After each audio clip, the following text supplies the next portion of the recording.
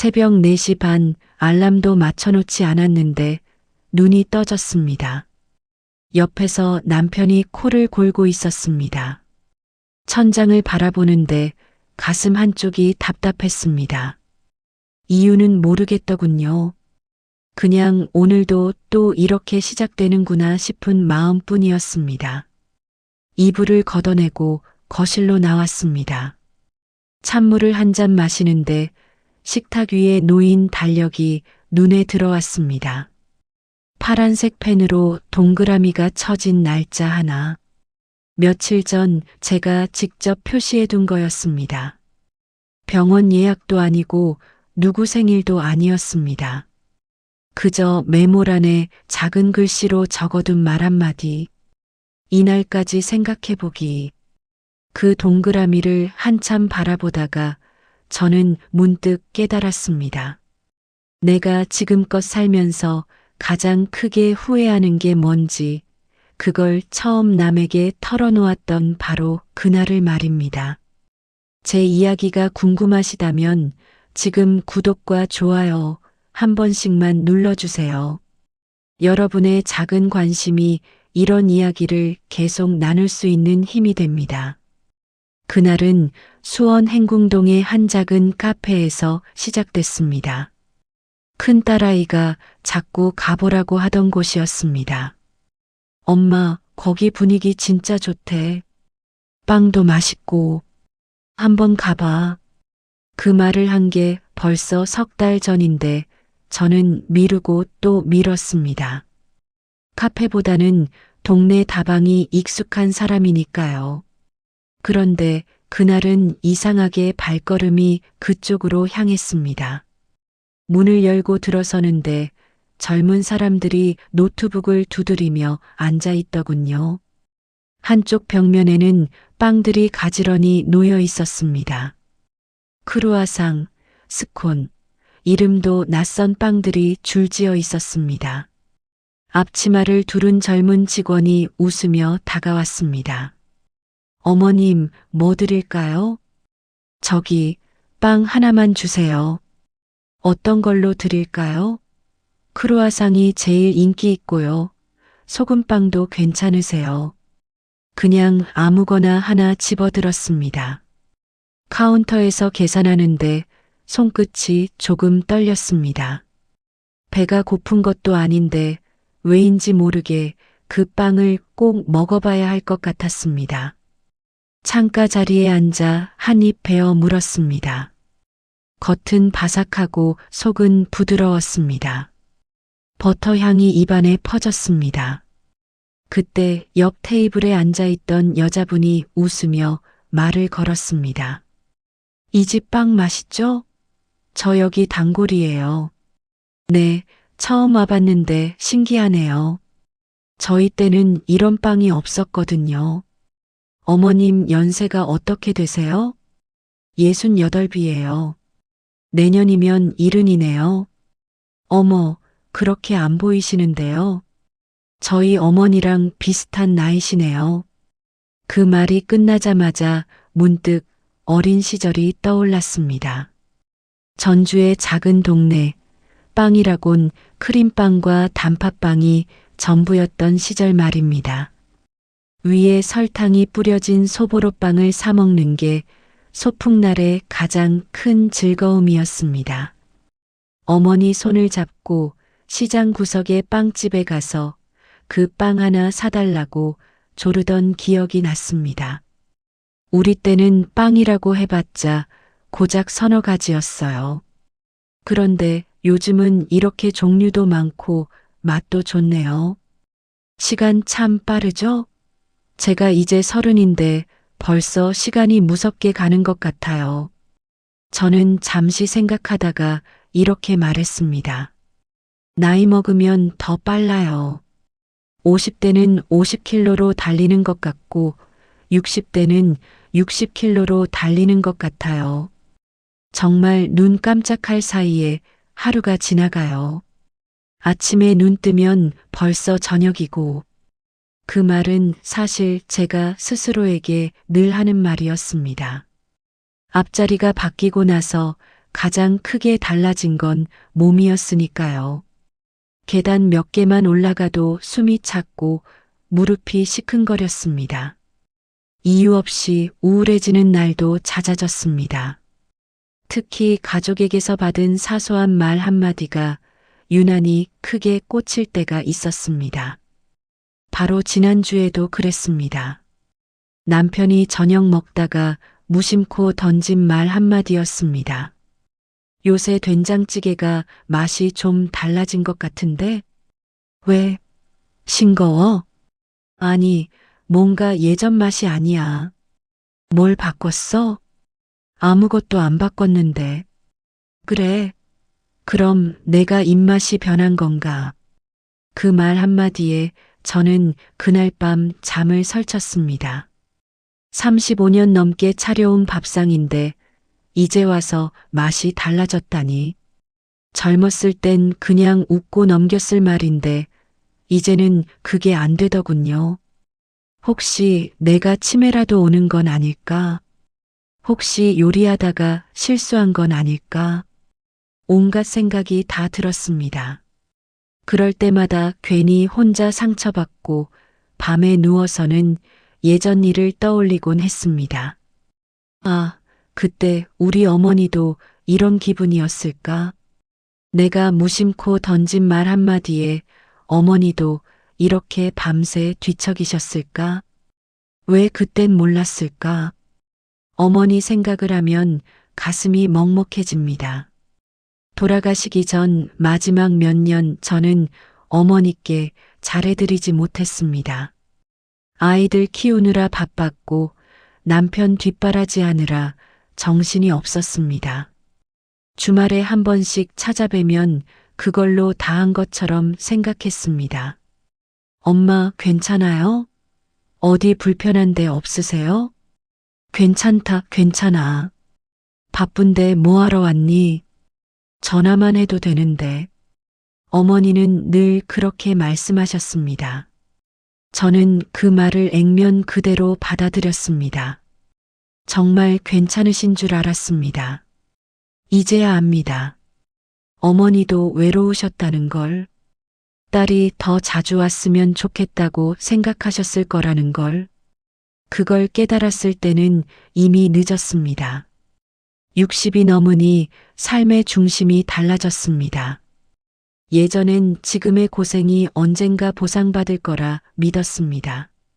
10년 뒤, 20년 뒤를 위해 오늘을 참아냈죠.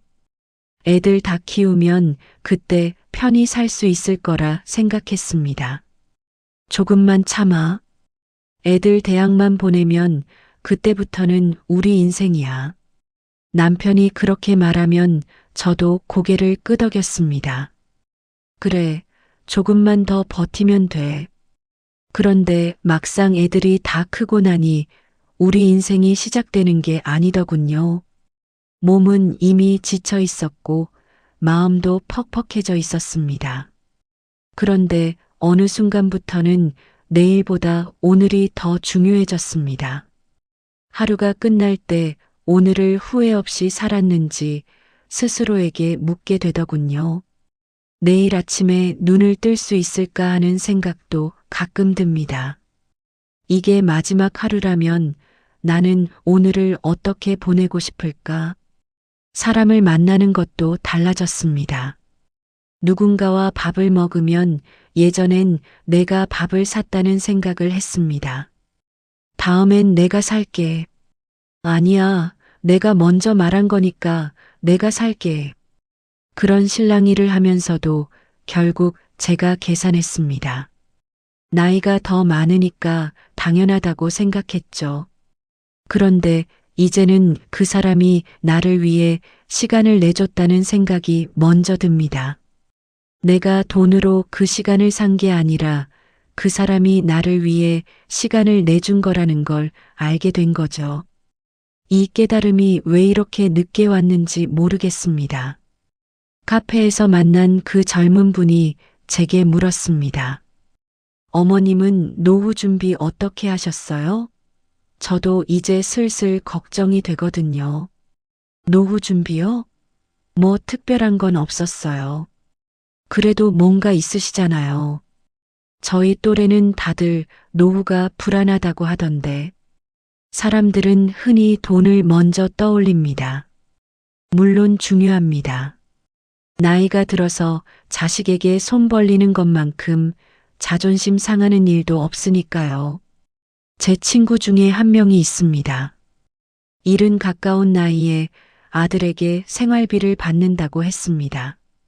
매달 통장에 돈이 들어오는데 고맙기보다는 초라해. 용돈 받는 기분이야. 그래도 아들이 챙겨주잖아. 그게 더 서러운 거야. 내가 이 나이 되도록 뭘 한 건지 모르겠어. 그 친구는 울먹이며 말했습니다. 젊을 땐 용돈을 받는다는 게 상상도 못했던 일이었다면서요. 그래서 경제적 독립은 분명 필요합니다. 하지만 제가 겪어보니 노후 준비의 최악은 돈이 아니었습니다. 외로움이었습니다. 큰딸은 서울에서 회사 다니느라 바쁩니다. 작은 딸은 결혼해서 호주에 살고 있습니다. 명절에나 한 번씩 보는 게 고작입니다. 전화는 하죠. 일주일에 한 번씩은. 그런데 그게 다입니다. 엄마, 잘 지내시죠? 그래, 잘 지낸다. 너는? 저도 잘 지내요. 일이 좀 바빠서 정신이 없네요. 그래, 몸 조심해라. 네, 엄마도요. 그럼 다음에 또 전화할게요. 통화도 길어야 10분입니다.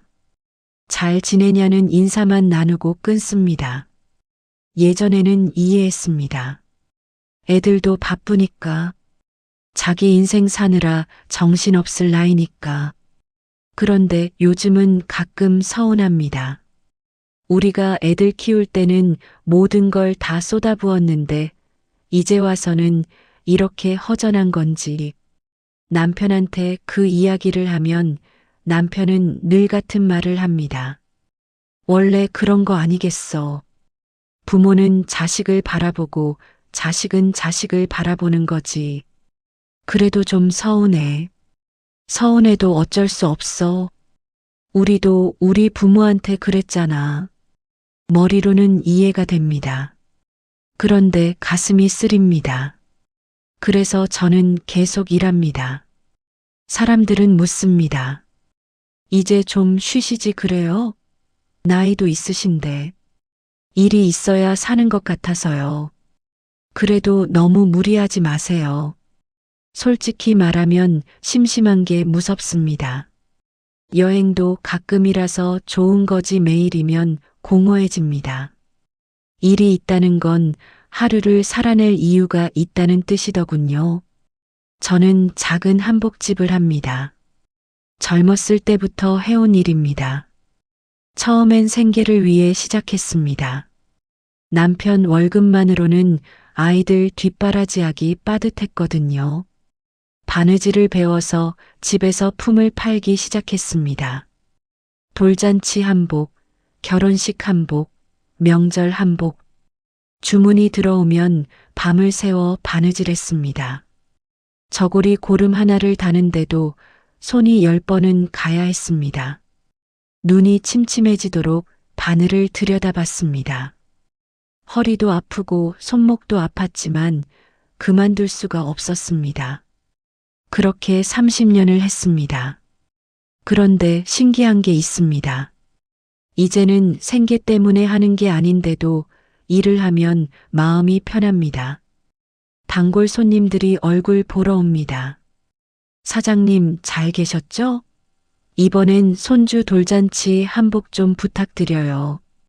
어머, 벌써 손주가 돌이에요? 그러게요.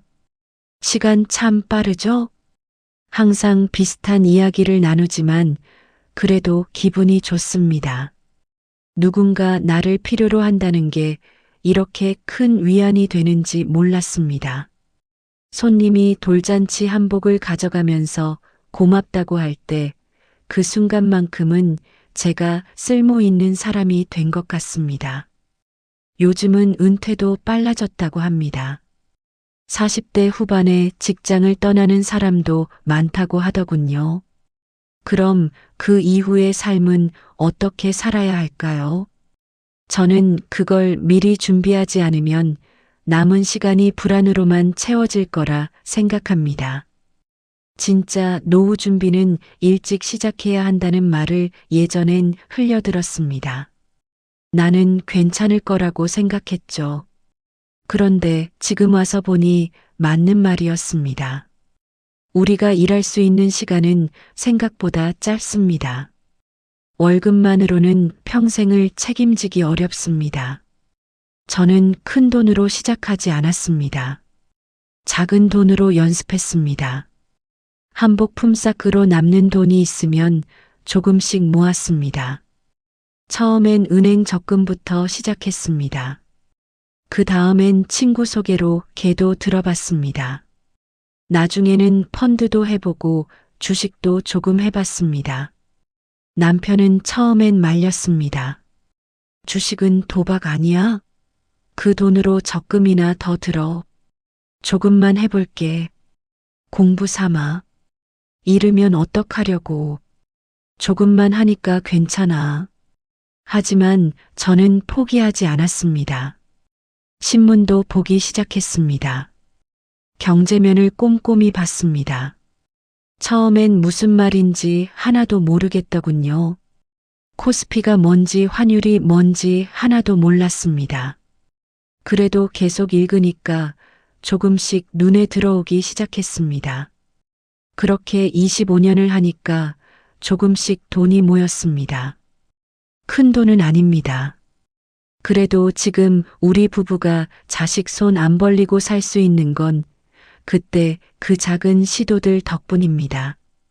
하지만 돈보다 더 중요한 게 있었습니다. 건강이었습니다.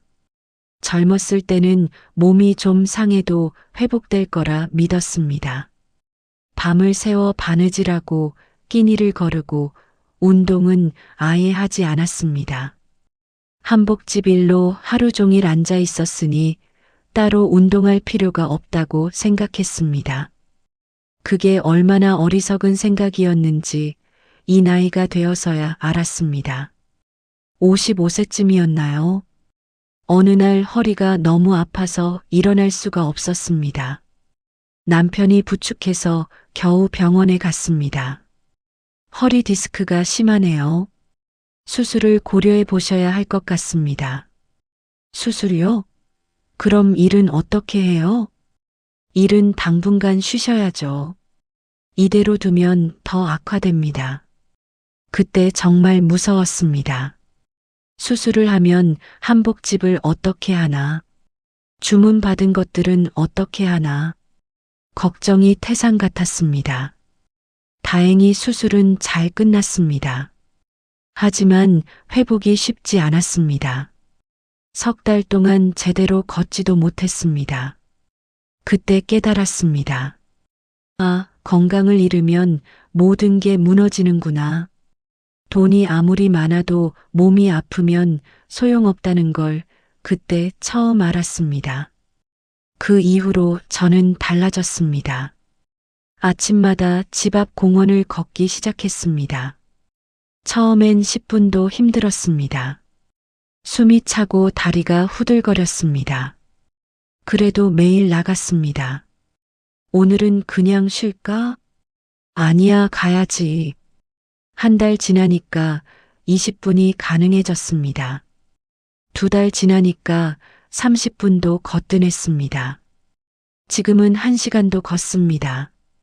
그렇게 몸을 움직이니까 마음도 가벼워지더군요. 우울했던 기분도 조금씩 나아졌습니다. 60대가 넘으면 의료비가 생각보다 많이 든다는 걸 요즘 실감합니다. 저도 요즘 무릎이 안 좋아서 병원을 다닙니다. 다음 주에 또 오세요. 주사 맞으러. 네, 알겠습니다. 주사 한 대 맞는데도 몇만 원씩 나갑니다. 일주일에 한 번씩 가니까 한 달이면 제법 됩니다. 보험이 있어도 다 커버가 안 됩니다. 그래서 저는 말합니다. 가장 확실한 노후 대비는 운동이라고. 돈 안 들이고 매일 할 수 있는 투자입니다. 집 앞 공원에서 걷는 것부터 시작하면 됩니다. 거창한 운동 같은 거 안 해도 됩니다. 그냥 걷기만 해도 됩니다. 이제야 제가 왜 새벽의 달력에 파란 동그라미를 쳐놨는지 말씀드릴 수 있을 것 같습니다. 그날은 제 나이에서 딱 10살이 더해지는 날이었습니다. 78세가 되는 날 말입니다. 그날까지 꼭 기억하자고 스스로에게 약속한 거죠. 우리 어머니가 돌아가신 나이가 78세였습니다. 어머니는 마지막 몇 년을 정말 힘들게 보내셨습니다. 당뇨도 있었고 고혈압도 있었습니다. 뇌졸중으로 쓰러지신 후로는 거의 누워 계셨습니다. 그때 제가 간병을 했습니다. 한복집 일을 줄이고 어머니 곁을 지켰습니다. 기저귀도 갈아드리고 밥도 떠먹여 드렸습니다. 밤에 깨서 화장실 가시는 것도 도와드려야 했습니다. 어머니는 가끔 제 손을 잡고 말씀하셨습니다. 미안하다. 엄마가 이렇게 돼서 내가 고생한다. 무슨 말씀이세요? 당연한 건데요. 엄마가 건강했을 때 너한테 더 잘해줄 걸 그랬다. 엄마, 그런 말씀 마세요. 저 괜찮아요. 아니야. 엄마가 젊었을 때 너한테 미안한 게 많아. 어머니는 그렇게 말씀하시며 눈물을 흘리셨습니다. 저는 그때마다 괜찮다고 했습니다. 당연한 거라고 했습니다. 하지만 마음 한편으로는 힘들었습니다. 솔직히 말하면 지쳤습니다. 내 삶은 어디로 간 건지 모르겠더군요. 그때 생각했습니다. 나는 저렇게 늙고 싶지 않다고. 내 자식들에게 이런 짐을 지우고 싶지 않다고. 그래서 제가 78세가 될 때까지는 꼭 건강하게 살자고 다짐한 겁니다. 어머니가 살지 못한 그 이유를 저는 건강하게 살고 싶었습니다. 인생에서 가장 후회하는 한 가지. 젊었을 때 건강을 너무 당연하게 여겼다는 것. 그걸 놓치고 나니 돈도 관계도 다 흔들리더군요. 요즘 저는 손주들 얼굴을 자주 봅니다. 작은 딸이 작년에 쌍둥이를 낳았습니다. 화상통화로 얼굴을 보는데 신기하게도 저를 알아봅니다. 할머니, 어머, 우리 강민이 강은이. 할머니 보고 싶었어? 응. 아이들이 손을 흔들어 줍니다. 그 모습을 보면 가슴이 뭉클합니다. 이 아이들이 자랄 때까지는 꼭 건강해야겠다는 생각이 듭니다. 안아줄 수 있을 만큼, 함께 걸을 수 있을 만큼, 같이 놀아줄 수 있을 만큼, 큰딸도 요즘 결혼을 생각하고 있다고 합니다. 지난주에 전화가 왔습니다. 엄마, 나 남자친구 있어. 어머, 그래? 좋은 사람이야? 응. 다음에 엄마한테 소개시켜 줄게. 그래라.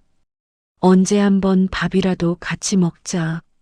엄마, 나 결혼하면 바로 애 낳을 거야. 그래. 그럼 엄마가 또 손주 보겠네. 그 말을 듣는데 기뻤습니다. 또 손주가 생긴다니. 그 아이가 태어나면 저는 더 건강해져야 합니다. 안아줄 수 있을 만큼, 함께 걸을 수 있을 만큼. 카페에서 만난 그 젊은 분이 마지막으로 이렇게 물었습니다. 어머님, 지금 가장 행복한 순간이 언제세요? 저는 잠시 생각했습니다. 뭐라고 대답해야 할까? 그러다 문득 떠오른 장면이 있었습니다. 아침에 눈 떴을 때요. 오늘도 살아있구나 하는 그 순간이요. 그게 행복이세요? 네. 예전엔 몰랐어요. 그런데 나이가 들수록 그게 얼마나 큰 축복인지 알게 되더라고요. 오늘 아침에 눈을 뜬다는 게 당연한 게 아니니까요. 그 말을 하고 나니까 또 어머니가 생각났습니다. 돌아가시기 전날 밤 어머니가 제 손을 꼭 잡으셨습니다. 내일 아침에 못 볼 수도 있어. 무슨 말씀이세요, 엄마? 괜찮으실 거예요. 아니야. 엄마는 알아. 이제 시간이 얼마 안 남았어. 엄마, 그런 말씀하지 마세요. 너한테 하고 싶은 말이 있어. 뭔데요, 엄마? 건강 챙기면서 살아. 돈보다 건강이 먼저야. 엄마는 그걸 너무 늦게 알았어. 그게 어머니가 제게 하신 마지막 말씀이었습니다. 다음 날 아침 어머니는 눈을 뜨지 못하셨습니다. 지금 이 이야기를 듣고 계신 분들께 감히 말씀드리고 싶습니다. 늦었다고 생각되는 지금이 사실은 가장 빠를지도 모릅니다. 오늘 하루 몸을 움직이고 사람을 만나고 내일을 조금 덜 불안하게 만드는 일 하나만 해보셔도 좋겠습니다. 저는 오늘도 새벽에 일어나 공원을 걸을 겁니다. 그리고 한복집에 나가 바느질을 할 겁니다. 저녁에는 남편과 산책을 할 겁니다. 남편이 가끔 말합니다. 우리 이렇게 늙어가는 거지? 그러게. 벌써 이렇게 됐네. 후회되는 거 없어? 있지. 많지. 뭔데? 젊었을 때 너한테 좀 더 잘해줄걸. 갑자기 왜 그래? 나도 후회되는 거 있어. 뭔데? 너 힘들 때 좀 더 도와줄걸. 우리는 그렇게 이야기를 나누다가 웃습니다. 서로 손을 잡고 걷습니다. 별거 아닌 것 같지만 이게 우리 하루입니다. 이 평범한 하루를 건강하게 살 수 있다는 게 얼마나 큰 축복인지 이제는 압니다. 달력에 표시한 그날까지 아직 10해가 남았습니다. 그 10해를 저는 후회 없이 살고 싶습니다. 건강하게 살고 싶습니다. 사랑하는 사람들과 함께 웃으며 살고 싶습니다. 가끔 밤에 잠들기 전에 생각합니다. 내일 아침에 눈을 뜰까? 만약 오늘이 마지막이라면 나는 오늘 하루를 잘 살았을까? 그렇게 생각하면 오늘이 더 소중하게 느껴집니다. 여러분도 그러셨으면 좋겠습니다. 오늘 이 순간부터 시작하셔도 늦지 않습니다. 건강은 하루아침에 만들어지는 게 아니니까요. 매일 조금씩 쌓아가는 거니까요. 작은 것부터 시작하세요. 아침에 10분만 일찍 일어나서 스트레칭 해보세요. 엘리베이터 대신 계단을 이용해 보세요. 저녁 먹고 동네 한 바퀴 걸어보세요. 그것만 해도 충분합니다. 그리고 사람을 만나세요. 외로움이 가장 무서운 병이라는 걸 이 나이가 되어 깨달았습니다. 친구에게 전화 한 통 해보세요. 오랜만에 차 한잔 하자고 말해보세요. 그것만으로도 하루가 달라집니다. 저는 일주일에 한 번씩 옛날 친구들을 만납니다. 다들 60대 후반에서 70대입니다. 모여서 차 마시고 수다 떨고 그럽니다. 야, 너 요즘 얼굴이 좋아 보인다?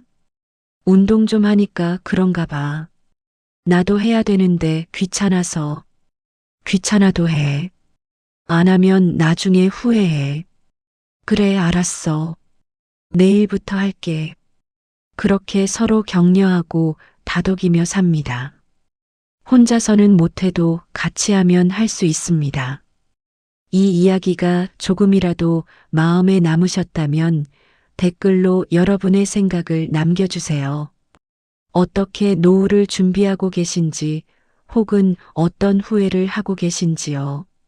함께 나누는 이야기 속에서 우리는 조금 덜 외로워질 수 있으니까요. 새벽에 눈을 뜨면 저는 달력을 봅니다. 파란 동그라미가 쳐진 그날을 봅니다. 그리고 생각합니다. 오늘도 하루를 시작할 수 있어서 감사하다고, 오늘도 건강하게 살아보자고,